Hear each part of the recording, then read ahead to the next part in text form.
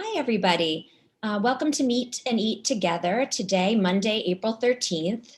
My name is Melissa Gerson. I am a psychotherapist and the clinical director of Columbus Park, which is an outpatient eating disorder treatment center in New York City.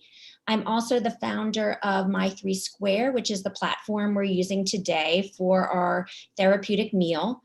I'm going to share with you a little bit about the structure so that you know what to expect for today. And then we're going to turn the conversation over to a guest that we have with us today, Jenna, a friend and colleague, Jenna Tregarthen. Am I saying your last name? Yes, that's right. Correctly.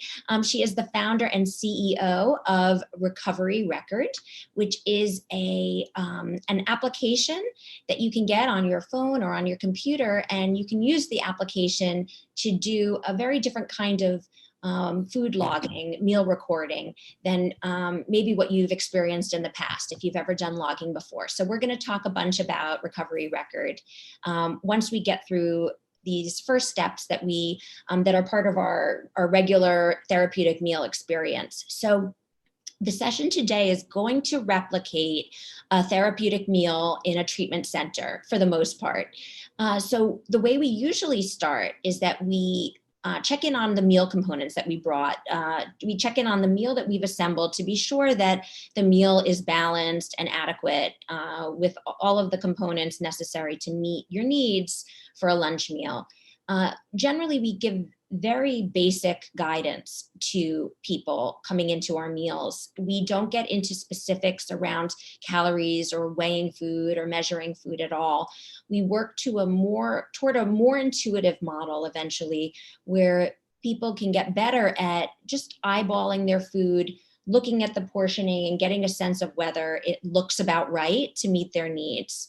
And this is a skill that people develop over time. So it's generally not something people can do easily at the beginning, but hopefully this structure can give you a sense of how we think about our meals, how we portion meals, and that you'll be able to develop that skill more if that's something that you're working on. So my meal today is something I've done before because right now I have a cheese quesadilla and a salad. And so the way that I put that together is I took the 2 flour tortillas, I did a big handful of cheese, and I put enough cheese to coat the bottom tortilla so that it was covered up the on top with another tortilla, and then I just kind of fried it lightly in a little bit in a pan. And then I figured I needed a vegetable component because this gives me a starch component. It gives me some fat in the cheese and some protein also in the cheese. And I wanted a side with it, something to flesh it out a bit more because I felt that a quesadilla alone would leave me feeling unsatisfied and probably still hungry. So I brought a salad, a green salad with tomatoes, and I put enough dressing to cover all the leaves. That's how I have a sense of whether it's dressed enough. And with that, I have a club soda. Jenna, hello, welcome. It's nice to see you. So I'm actually live streaming from San Francisco on the West Coast where it's 10 o'clock. And I had a hearty oatmeal and banana breakfast, but I'm certainly hungry already for my snack. So I actually made a sandwich here, which has this version of peanut butter and jelly, which is peanut butter and honey. So I don't know if that's kind of a thing in America, but it's a real comfort food for me at least, and a lot of Aussies, which I'm Australian, eat that. So very generous helping of that crunchy peanut butter, honey, and that's going to see me through to lunch. So I'm really excited about that, and sort of a comfort morning cup of tea. So we're having a chat today, and this is something I would normally do with friends, and so have a cup of tea, and I think it complements the peanut butter quite nicely. So I'm very comfortable here with. I'm excited about my snack and my cup of tea. Hey, Jenna, thank you.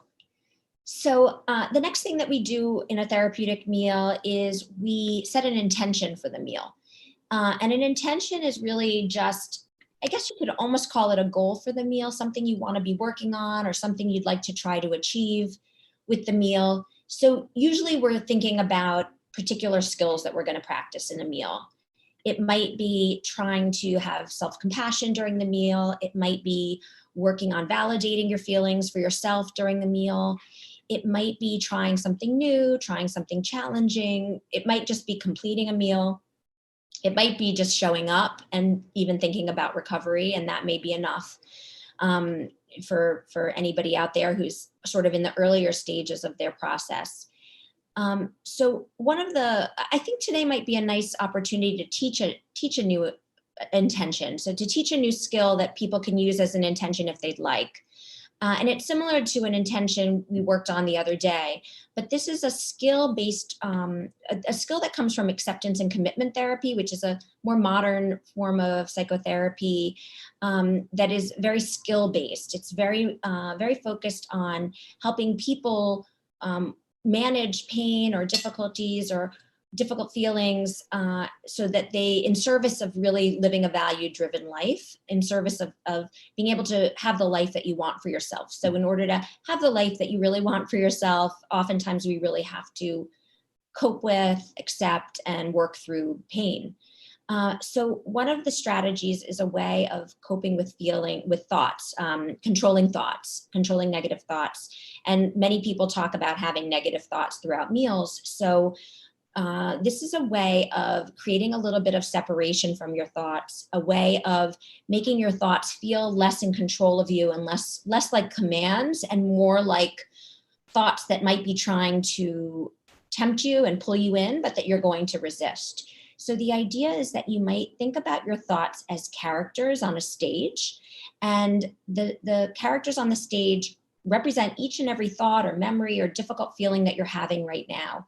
So if you have a thought like the I feel fat thought, which is something that comes up for a lot of people who struggle with eating disorders, envision that thought as a character. What does that character look like? How do they move through space? What do they sound like? And just throw that character up on a stage. And then just kind of loosely imagine that there are other characters up on that stage, and they represent other thoughts that you might be having, and they're trying to lure you in and get your attention. But you're going to dim the lights a bit on that stage, and you're going to instead turn your attention to this stage, this conversation that we're having together.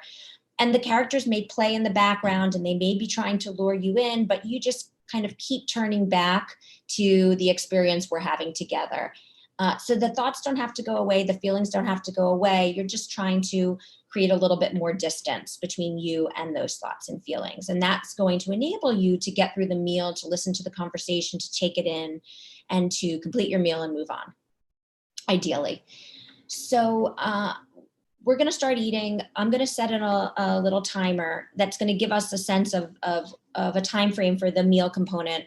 I'm going to set the timer for 15 minutes. That's going to be about halfway through the meal. I'll let you know when we get halfway through, when we're at 15 minutes, and then I'll also let you know when we have 5 minutes left of the meal. And the idea is that we want to try to complete the meal within a 30-minute time frame.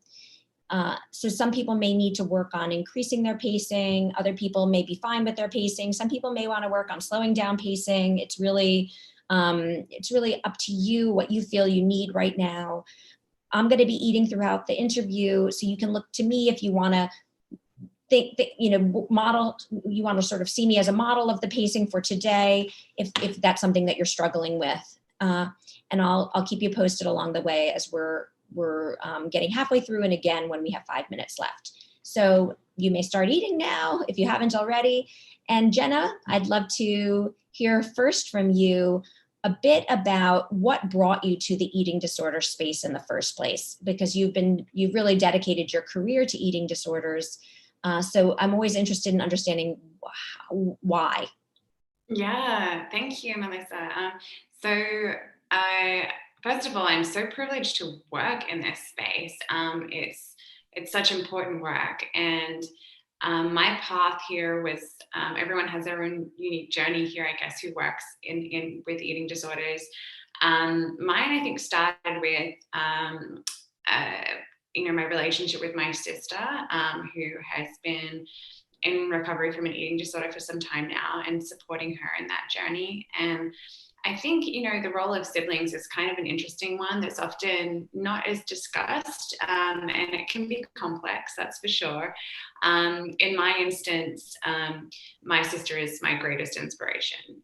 She shows up every day and with courage and, perseverance to move forward in her recovery. And, and it's a journey and it's a process. I think, as a sister, I felt a little bit powerless that I couldn't be there for her in all of the moments that, I wanted to be, to support her. And it is all, and, eating disorder recovery is kind of about the moments, isn't it? It's about the, here we are eating a meal together today, this meal right now. What process are we going to experience? What little change might shift, and, I just didn't have the capacity to be there for her in that way, or to show up in a way that was always supportive, because I had whatever was happening in my life. So I think I felt frustrated. And I also know, and I just want to give a nod to the biological basis of eating disorders. We know that there's a genetic component at play. Now it's a complex set of factors that leads to development of an eating disorder, but I sort of felt that I kind of, by sheer chance picked a lucky straw in the gene pool, and so it could have just as easily been me, experiencing this, additional challenge each day. So I had a sense of wanting to give back, but then I think my view of that experience expanded when I went to, and I did training in clinical psychology back in Australia. And I was also doing my PhD in behavior change. And I think that the combination of those factors made me realize a couple of things. One was that the way that treatment is received traditionally has been in a clinic. You have to, first of all, summon the courage to get treatment. Like, that's a big step, and trust who you're receiving it from. So identify someone who you trust enough and who knows, really is well trained. And obviously Columbus Park are incredible. But, in different areas that there may not be that opportunity to access, such high quality treatment centers. And then, you're showing up and you still have to find time in your daily life to be in the clinic at the specific time, often during work hours. But then, we've got this kind of arbitrary model of like 50 minutes once a week or twice or three times a week, at least in the outpatient setting. Obviously, if someone's in a more intensive program, it's more frequent, but that just didn't fit with what I understood about behavior change from my research, which is that it's about the moments. It's about the meal that we're eating right now. It's about the choices that we make when we're bombarded with distress or a difficult emotion. And that happens, at minimum 6 times a day when we eat our meals and snack, if we're eating them, even if you're not eating, if you've chosen not to eat a meal or a snack, that is a moment, right? Yeah. That's a process. That's a moment in the journey. So, and then I was doing my training in clinical psychology and really feeling that I could be there fully present with my patients when they were sitting in the room with me, but they would walk out of my room into a world of chaos, competing distractions. And the fact is, keeping recovery top of mind every day is hard. And so it sort of, and then I thought about, what am I giving them, to support the continuity of this commitment that they've made to recovery day to day. And what I was giving them was paper. So, and this is just, it's such an unsexy part of treatment and topic to talk about, but like, can we talk about it? Pen and paper has been, there's over a decade of research that shows that doing therapy homework helps patients get better. And by homework, I mean, for those that aren't familiar, the DBT diary card, even with ACT, there's the skill-based acceptance commitment therapy, there's the skill-based component. But, one of the most well-researched and common methodologies in eating disorder treatment is cognitive behavioral therapy, which has got meal monitoring as a central component. And it is so important for so many, and, for a number of reasons. But I did, what I think, all therapists should do, and try to do what you're asking your patients to do. I try to do the pen and paper homework for a week. I don't know if you've tried that, Melissa. Yeah, it's so hard. We did it too. We always do that as part of our training too, to just really be able to understand the patient experience. And it's brutal, especially, it's hard no matter what to record all of those moments for many reasons, but exactly. I found paper and pencil to be just so burdensome. Yeah. Oh my gosh. Yeah. So it's also harder to find privacy, because you're carrying these papers around and you just don't know where you're going to leave them. And it sort of looks a little funny when you're eating a meal and you're suddenly pulling out your paper and pencil and you're trying to record what you've eaten. Exactly. Yeah. And so I just thought, wow, this is so important. And the data that you're, like your personal experience in those moments gives your treatment team the ammunition against the eating disorder. Like that, the gold is in those reflections and insights. And we know it's a part of like meal processing. It's like what we're doing now to like independently reflect and process what's coming out for you that has intervention effects. But with all of my good intention, I couldn't do it either. As you said, it's so eyebrow raising to bring out a piece of paper and start writing. Often we just carry our phone with us these days. You don't even have a bag to put it in. So, or if you do, you're fishing for it. And then, I think there's serious consequences to the treatment process of not doing it, because, one of the ACT skills is actually to do something that you've been avoiding. And because often tasks that we're avoiding become like, I think I visualize them as kind of monkeys that are sitting on my back and, burdening me and weighing me down. And so there's something that you feel that you should, that there's that, the should word, the shoulds be doing, but are not. Suddenly shame creeps in, guilt creeps in, these challenging emotions, and, or there's the active, I'm going to try and update it right before I walk in and give this to my therapist, or in a couple of days' time, and I can't quite remember what happened.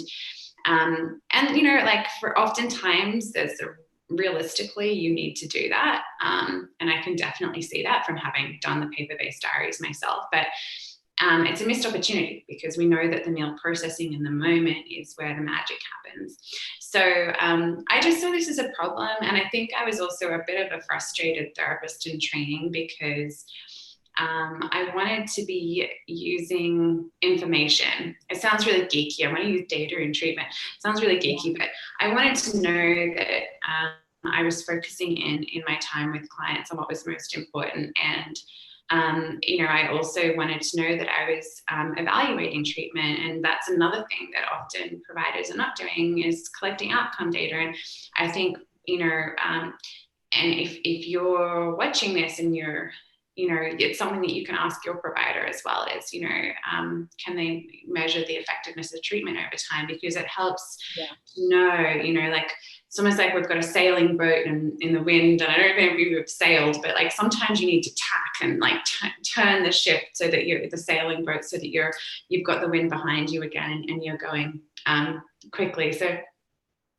I think it's the same principle in treatment. Sometimes the path is not from A to B like this. We're tacking, we're changing the course until, we eventually reach that destination. And we want to be able to know when to change course. And like sometimes it's hard to see, because you're so in it and so in the weeds, and maybe something happened the day of therapy that you need to talk about now, but it was really what happened over the course of the week, and something that really needs to be addressed. So so I think it came from a number of factors, and to be honest, I felt a little bit, I was kind of annoyed that eating disorders didn't have any good technologies, to be honest. And mental health at the time, when I developed this, idea, the concept of this, there were apps for how to find the best costume for your dog, or like, I don't know. Yeah, and I mean that's a good trailblazer. I mean, you really came out early with this. We did, we were one of the first kind of true mental health technologies, and I think you know, there was something to me that said, hey, not only should people with eating disorders have like a option, they should have the best option, and this should be an amazing user experience that makes it a little bit easier to do the work. So it's, but you know, I think you commented, Melissa, on like doing the monitoring. It's not just about the convenience. It's hard. Like it's facing into the discomfort of right now when all you want to do is have a distance from it. Yeah. It's the facing in, and it's the recovery, which is inherently uncomfortable and difficult. And so I'm not saying an app is like some silver bullet that takes that away. It still is hard work, but I think it's a little less hard work. But the nice thing about an app, which is a nod to the skills that you were mentioning, is that it can give something to try in the moment, you know, like a skill in the moment, because sometimes it's hard to remember that skill that you spoke about or to really access it when you're feeling uncomfortable in your body, or you're having those intrusive thoughts that are kind of bombarding you. And so having something that reminds you, hey, why don't you try this right now, is so much more powerful than a piece of paper where you're just looking at the food you've eaten written down back at you, you know, or So it's actually, the technology is actually responsive to you. And in the moments when you're struggling, can actually give you material to help you through. It can give you ideas of how to get through. And I know you've been so thoughtful about integrating these best practices, you know, the gold standard treatments into the app, so that the skills that you offer are based on treatments that have been shown to be effective in eating disorders. And the skills are so practical in the moment, because they're designed to be there for you when you are struggling with your food. So I mean, skills are just amazing. And actually, but I think, you know, even I think for providers who are being trained in, so you've got acceptance commitment therapy, dialectical behavioral therapy, cognitive behavioral therapy, all of them have kind of a set of associated skills, right? In fact, there's over 200 skills in the app. So that's a lot to draw from. It can be overwhelming trying to figure out which one to use when, and even for therapists to kind of remember it and to draw it. So it takes a lot of skill to draw upon and find the right skill in the moment. So we do have like a handbook with all of our skills to kind of flip through, but also in the app there, both for therapists and for folks in recovery to like just look through and find something that resonates and connects to try out. And one skill which leads to a huge breakthrough for one person may not work for another. So I think there is a degree of experimentation, but that's where I think having an open mind to try out, you know, it sounds crazy to think about my thoughts as characters, right, on a stage. Like really, not really helpful. My eating disorder is serious, and you're telling me to, you know, imagine my thoughts as characters on a stage. What? But, you know, if you have an open mind and you just give it a go, it's like, wow, that worked. Something changed. About 15 minutes into the meal, we have another 15 minutes before we'd expect to be done with the eating portion. So just letting everybody know. So, I mean, the other one that I love is Grounding for 5, which is like a, you know, and it sounds so simple, and it sounds too simple for the complexity of what you're experiencing. But like trying it, this is a skill where you think about your 5 senses, and you try and name 5 things you can see, 5 things you can hear, 5 things you can smell, 5 things you can taste, 5 things you can touch. And by the end of doing that, well, like your whole, you know, state or any distress you're experiencing has shifted into the work. It's a little bit of an opportunity for a reset. It is a reset. Yeah, that one's a reset. Yeah, that's, you know, if you're feeling quite distressed. But yeah, no, we've done, I have to say, it's not yet a machine learning algorithm. At the moment, it's a rule-based engine where we look at, so it's not like AI in the app with the skills just yet, although we're getting there. And I'll show you in a minute. Kind of interesting. I want to hear about that. We're getting there. But to begin with, it's basically if the app sees that you were experiencing intrusive thoughts and you had anxiety, or, you know, whatever you entered, it's going to suggest a strategy which typically is helpful for people in that moment. And you can say whether it was helpful for you or not. In that way, you're training kind of the app to learn what is helpful and not for you. So yeah, it's kind of nice. Is there any way you can show us a bit about what the app looks like and how it functions so that people can have just more of a visual? Yeah, I can do a demo of my meal if we want to do that now. Yeah. That would be amazing. Okay, here we go. I'm going to share my screen with folks. Let me just do this now. So I'll just take a second here, pulling this up.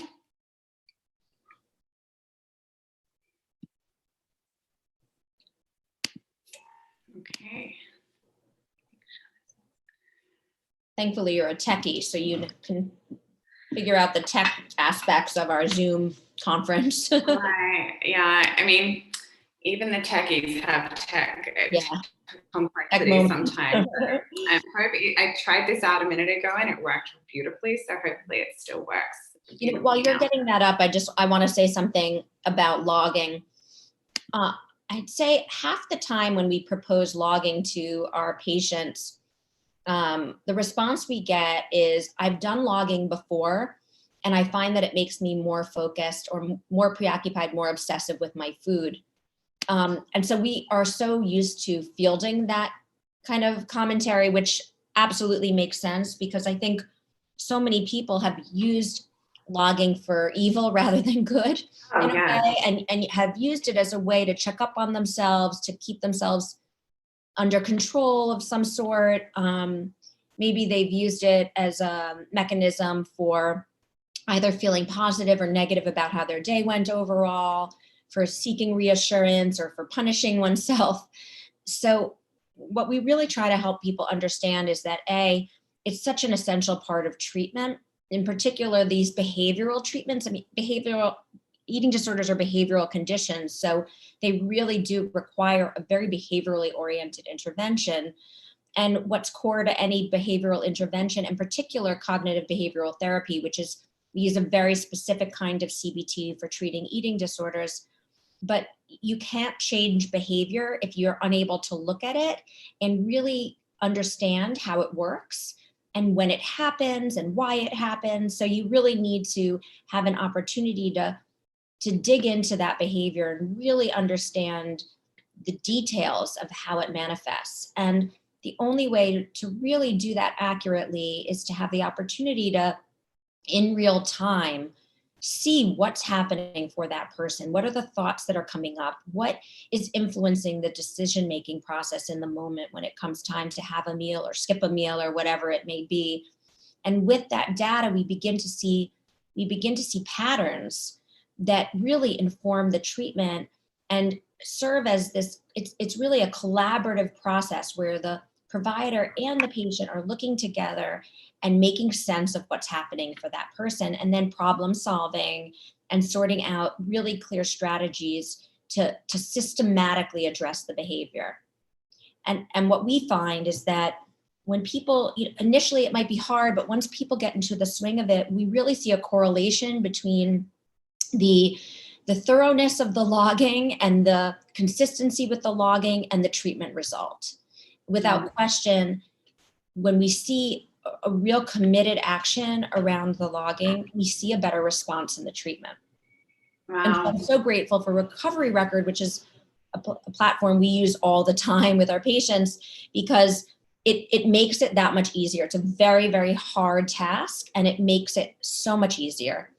And this really nice added bonus of it is that between in-person sessions, the therapist is actually able to see what's going on for the patient. They're actually able to see the logging as it's happening, and can send comments, can send thumbs up, can actually interface with the patient between sessions in a way that can feel incredibly supportive and very, very helpful in the moment for people. Amazing. I can see on my screen, I see a beautiful image, and I see the app is ready to go. So It is, Thanks, and Jenna. thank you, Melissa. Yeah, and I do think like so much of what you said just then is so important, as well as checking in with yourself on like, what is my history with technology, and has that been, as you said, for a lot of people, whether it's like a MyFitnessPal or like there's a history, Calorie counting apps. There's plenty of apps out there that there's that can be association in support of the eating disorder. Yeah. exactly. But I think there's something quite relieving about being able to still use technology and having something on your phone which is supportive of your values. There's that and instead of rather than not using technology at all. But yeah, I think that and actually I will say that at least in the kind of treatment manual for cognitive behavioral therapy, like for some people the first week of logging, you might feel like you're thinking about your meals more, if you've been kind of distancing yourself from the eating disorder and recovery, like it depends what stage you're at. And that's worrying to some people. They think, oh my gosh, I'm thinking more about my meals and food. That there's that preoccupation. Is the app making me more obsessive? And it's almost like a medication advice that you may have some, this experience for a week.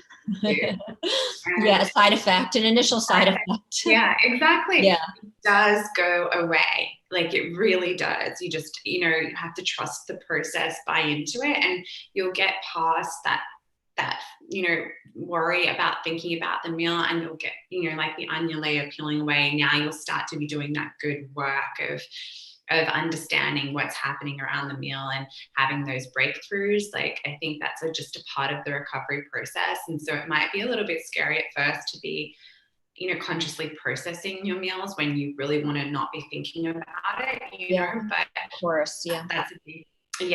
It's a really important part of the process, and it does get easier if you stick with it. Okay, so I'm actually going to log my meal now to give you a sense of how the app works. It looks like this. It's very discreet. It doesn't say anything about eating disorders, and you can set up a passcode on the app as well, if you don't want people to be able to open your phone and see the app. When you open it, it's pretty simple. This person has actually signed up for a program of goals and skills. Well, actually, it's me. Okay, I've got a program of goals and skills here. And so there is content in the app that you can choose to use either with a therapist or a dietitian or on your own, with ideas for kind of just things you can try to focus on this week. And then there are some skills here as well to get started with. And now I'm going to log my meal, and especially if you're working with a dietitian, it can be super helpful to take a photo of the meal. So I'm having my morning snack. I'm just going to take a snap.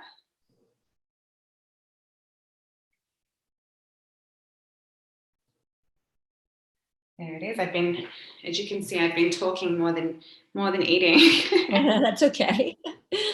So we actually do have a machine learning algorithm. Let's see how. Oh, it's pretty accurate here. Okay, we've got tea. It's close to peanut butter and jelly. Okay, so there's my sandwich.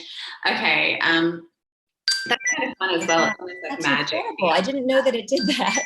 Yeah. 5 more minutes left of the meal portion. We'll take a quick break in 5. Yeah.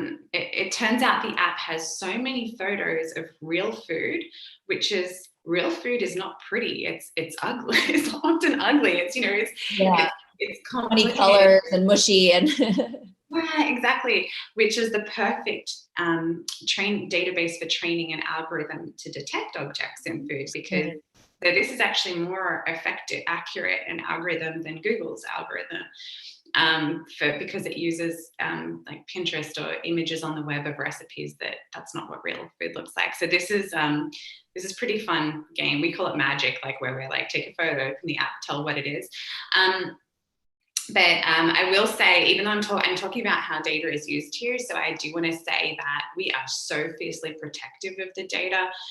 We comply with HIPAA, the High Tech Act. All of your data is encrypted on your app as well as in our systems. We don't sell it to any third parties. There is no advertising.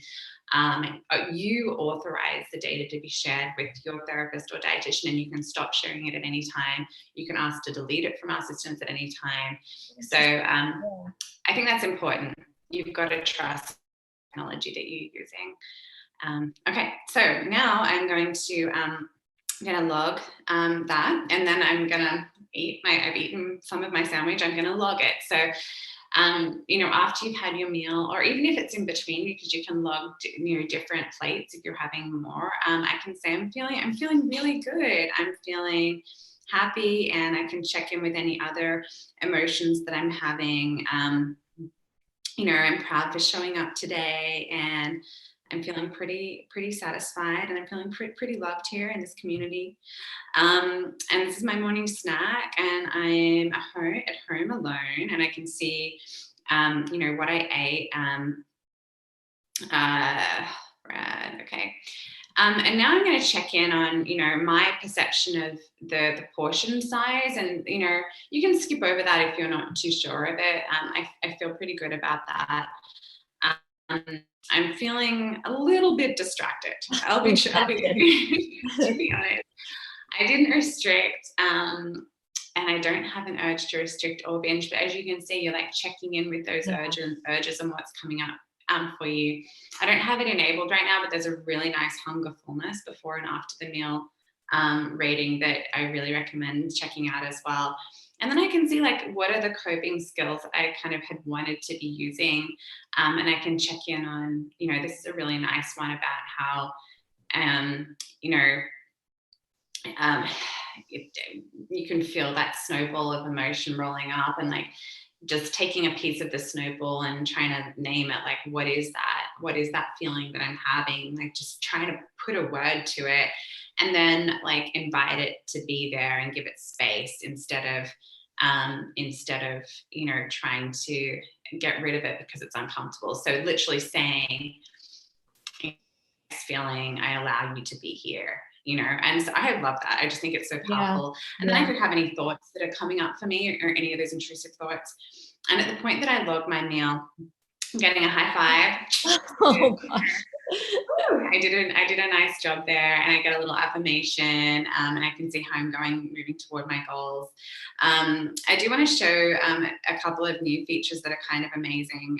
Jenna, I just want to interrupt for 1 second and just mention one thing.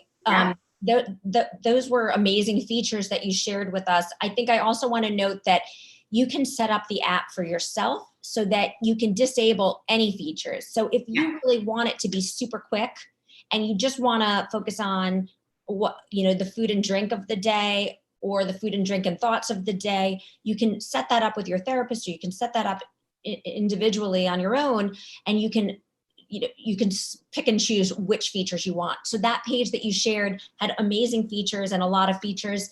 And so that'll take a little bit more time, and you can absolutely shorten it. Yeah, you can. Absolutely. Yeah, the app is so customizable. You can do as little or as much as you want. And it can change. You might start with doing something that's a little small and then building up to certain things, which is totally fine. I guess this is a slightly more advanced feature then, which is kind of a dysfunctional thoughts. And maybe some of you might be familiar with this. Some of you might be like, well, that's way too much for me right now. But this is kind of just because we're talking about cognitive behavioral therapy. If there's a thought that's coming at you, like, I'm so fat, or, if I eat this, I'm going to put on so much weight, you can put that down there. And then it's got all these like different distortions, and there's a little definition of what they all are if you tap on the information box.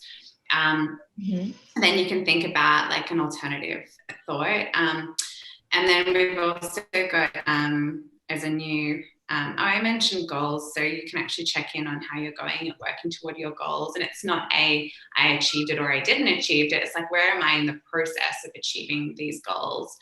And then we have trigger logging, and I think this is coming up for a lot of people right now. Of like maybe it's like social media workouts. Like there's this crazy thing right now with like social media happy hours or workouts that are live and are coming into your feed, and and it could be an activity of social media, and you can describe the trigger, and then any urges that might be coming up, for you, how strong the trigger was.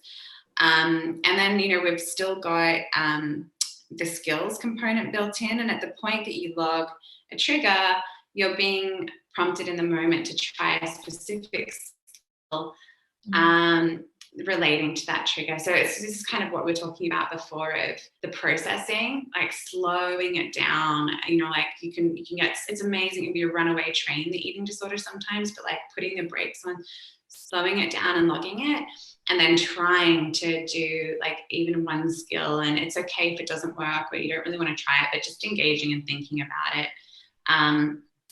And then you've got the affirmations there as well. So yeah, all right. So that gives a little sense of the app. But as Melissa said, there's actually, look at all these. You can go in and turn on or off any of the questions, if they're relevant or not relevant to you. It's extremely customizable. And it's very intuitive. It's very easy to play around with it. Usually I'll just tell people, just give yourself 10 minutes, get yourself familiar with the app, and you should be good to go. Yeah. And it's free. So yeah, feel free to use that. Kind of a major added bonus. Yes, that is bonus. Yeah. Totally free. So it's really an incredible therapeutic tool. And I'm so grateful that you were able to share that with us and the details of it. And I really hope that there are some people out there that weren't familiar with the app and may want to give it a try, because again, the logging action is really a mindfulness activity. It's a real self-awareness activity, and it's really a very central part of getting better and changing behavior. Mm-hmm. So thank you so much for that. We're going to consider the eating portion of the therapeutic meal to be finished. What we usually do at this point, and if you're still eating, no worries, and Jenna, please enjoy your snack. What we usually do when we complete a meal at our center, at least at Columbus Park, and in the My 3 Square virtual meals that we run, we really work actually on moving on. We don't want to sit together and open up a lot of feelings, because it just makes it harder to then put the meal behind you and move on to the next activity. And what we feel is most effective for people is to be able to eat and run, to be able to eat and move on. So what we usually do, we might check in real quickly, and maybe we'll try that snowball activity, the snowball skill that you mentioned, where, take a moment, you might be experiencing a little snowball building, and take a little piece of it and try to identify what is the feeling that you're experiencing right now. And then I think what this skill references is that oftentimes when we have a feeling, we struggle with the feeling and we try to make it go away, or we engage in behaviors to avoid the feeling. And invariably, and especially with eating disorders, those behaviors can really get in your way in the bigger picture. In the short term, they might help the feeling go away, but in the longer term, they cause more problems most often. So right now, what we want to do is try to, even if there's a negative feeling we're experiencing right now, we want to make space for it, not try to run away from it, not escape it, not try to stifle it, but actually to just accept it and let it be. And so sometimes this is another ACT strategy. What we try to do is almost imagine that feeling has a form.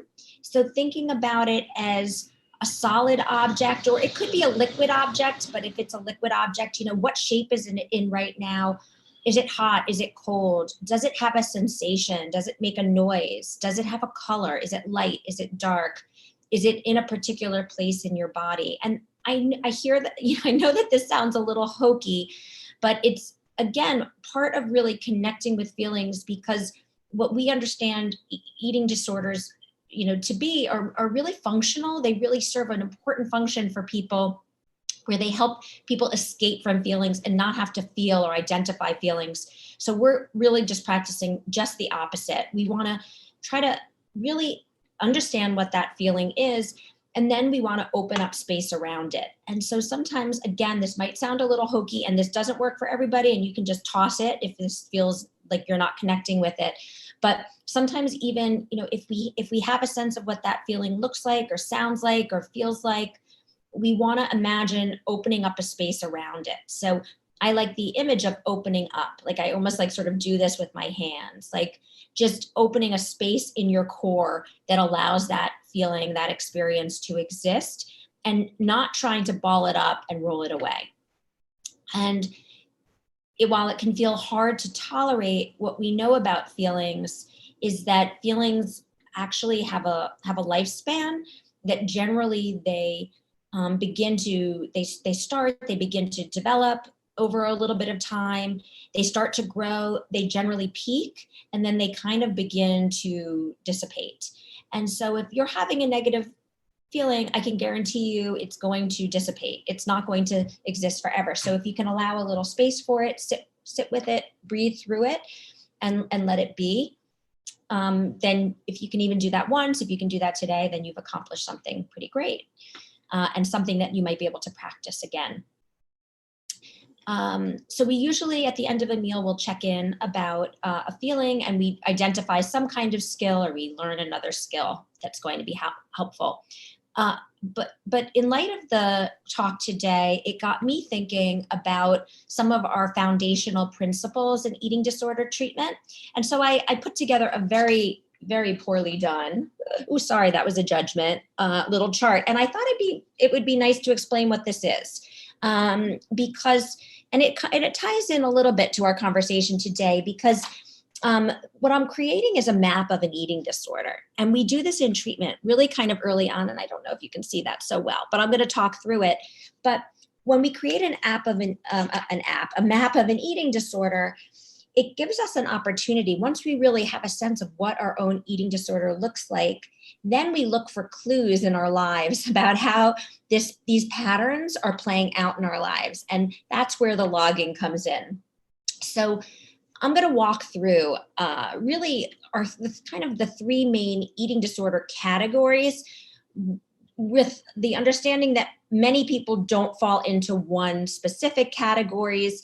Eating disorders just aren't clean and perfect like that. So I'm going to be referencing three main categories, but understand that there's often movement amongst the different symptoms, and that no two eating disorders look exactly alike. But I'm going to share with you some common patterns, so we can kind of put a map together.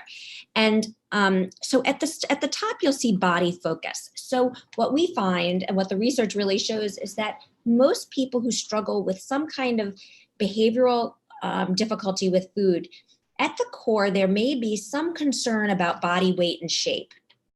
So we refer to that as overvaluation of shape and weight, so that body weight, body size and weight control, and maybe even control of eating and diet, that those feel really important to some people, especially people with eating disorders, that their body weight and shape is very important. It's very important to their identity and how they feel about themselves.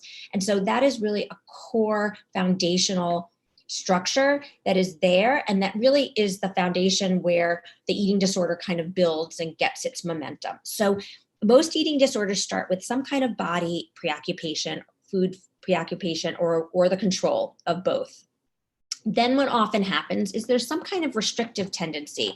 There's some kind of limitation that people place on their food intake, whether it's actually eating less or eating a restricted variety, or maybe not, maybe eating pretty normally, whatever normal may be, but actually feeling a lot of guilt about it, feeling like it's the wrong thing to do each and every time they eat, feeling that they're doing something wrong. We call that restraint.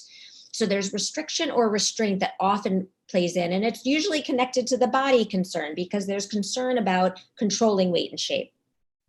Then what happens is there is a potential for two different pathways here in eating disorders. One pathway is that the restriction may not lead to an overeating episode, but the individual may actually stay in a restrictive pattern.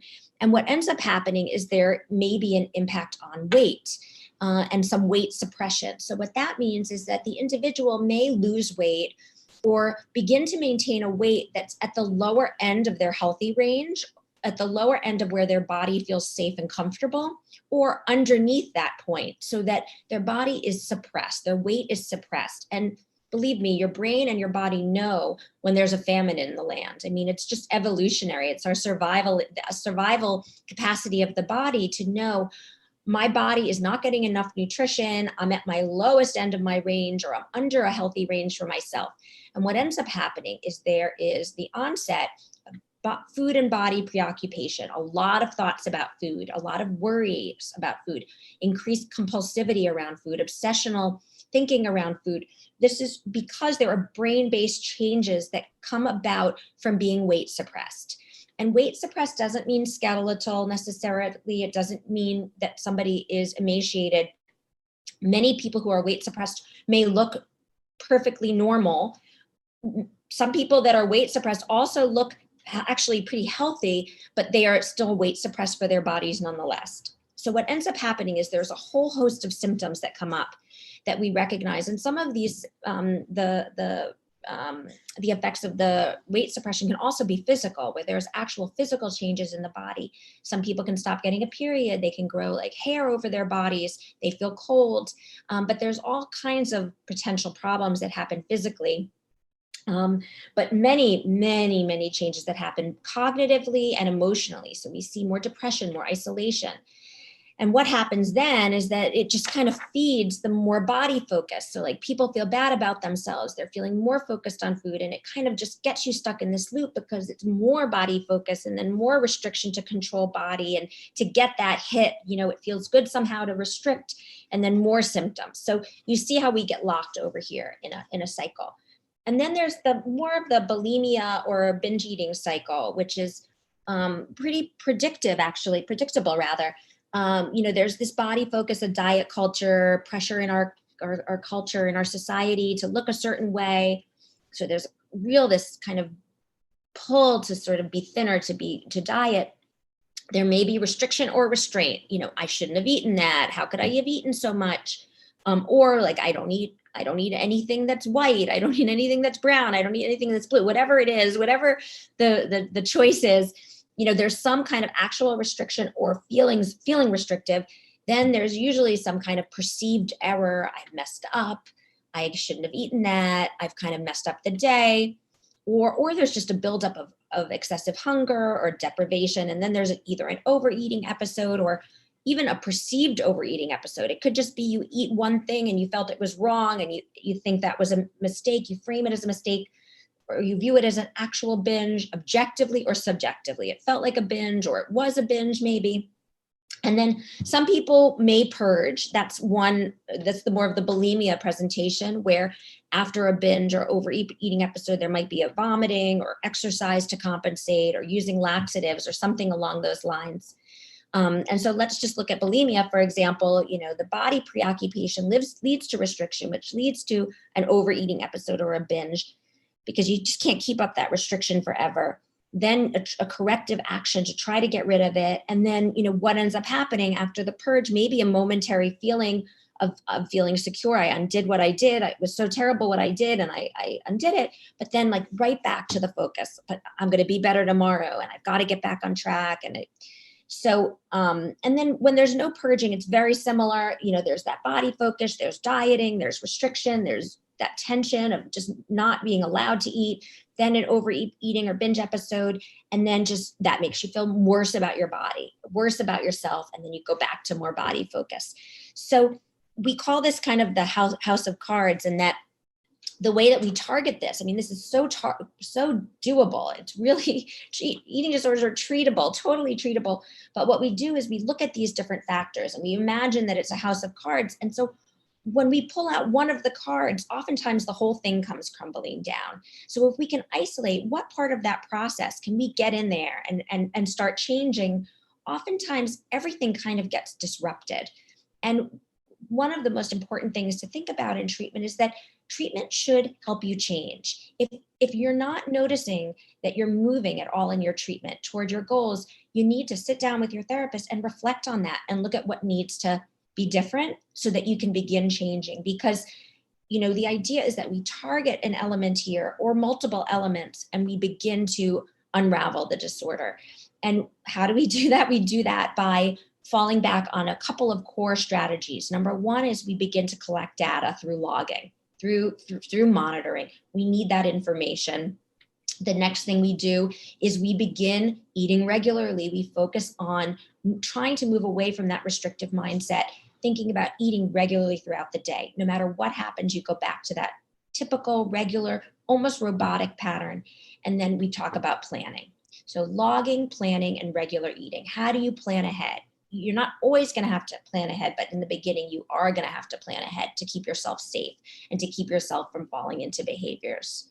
So that was like ED 101 in 10 minutes. So you were probably feeling totally overwhelmed, but maybe there was something that stuck out. And I'm going to recommend some reading material. Chris Fairburn has a book, and it's called Overcoming Overeating or Overcoming Binge Eating. Overcoming Binge Eating. Chris Fairburn, Fairburn. And it doesn't matter how your eating disorder manifests, whether it's anorexia, bulimia, binge eating disorder. This book is really the Bible because it really educates about all eating disorders and the factors that prop them up, the factors that keep the eating disorders going. And it doesn't matter how the particulars of the manifestation, there are so many more similarities than there are differences in eating disorders. So go out. I have no investment in this book. I don't make any money from it or anything like that. I really just see it as a tool, and it's so accessible to people. And I think that's a kind of a good place to start if you're someone who's new to this process and new to these concepts. And Jenna, thank you so much. It was so good to see you today. And congratulations on what you've created. And I'm really interested to see where it goes from here, because I think, already you've been the trailblazer. You started this before anyone else was doing, anything in the way of mental health apps. And now they're all over the place. So I'm curious about what your next step is going to be and how you're going to make treatment resources and recovery resources more available to people. So thank you. And oh my gosh, that was the most, for anyone tuning in, how lucky are we? Melissa is incredible. And that was just not 101. I was just thinking, I can think of several people I want to send that to. I just think it was such a well-articulated breakdown of, and I love the House of Cards analogy. It's so good. And, I think, also having a toolbox, and recovery records just one tool. There are so many different, if you asked 1,000 people what was it that was their breakthrough, it will be something different for everyone. And so I do think that, but yeah, to your point, if you're doing the same thing and you're not noticing a change, it's time to relook at and just think about how to do things differently. Look at the data. It's time to look at the data. What has changed? Really what has changed, great, and what has not, so that you can just kind of just keep reworking your focus so that you can beat this thing to the ground. Yeah, let's beat this thing. I know. That's what it's all about. And as you said, it can be done. It is being done by so many people. So no, thank you so much. This has been fantastic. I've so enjoyed it. And thank you, Jenna. And everybody stay tuned, because speaking of beating this to the ground, over the course of the next week, we're going to have a lot of people joining us who are in recovery and talking about their personal recovery experiences and the factors that really help them get better. So, please join us for more meals, and please feel free to tag a friend or invite other friends who might benefit from this content. And have a really good day. Thank you. Have a great day, everyone. Okay.